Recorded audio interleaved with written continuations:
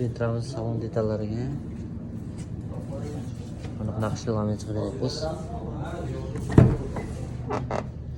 4 teshik bo'ladi.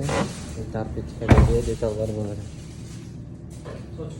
Qorasini zashtur berdik sparkimizga, orqalariga admiraldan tayyorgarlik berdik.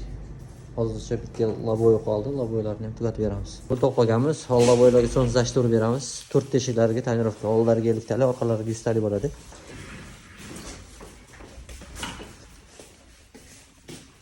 Mana eshik tonirovkadan kesib olganmiz, tayyor. Bundan tashqari full variantda laminat ishlarini ham bitirib beramiz. Temir joylari ham bo'ladi, paroglarga yechib olingan. Eshiklarga ham chiroyli qilib ishlarni bitirib beramiz. Faralarga 30 ta bitirib beramiz. Qorroq variant bo'ladi.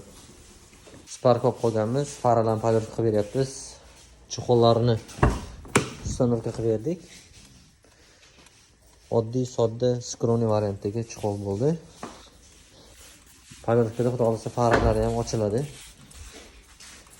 Chiroyli qilib bitirib beramiz.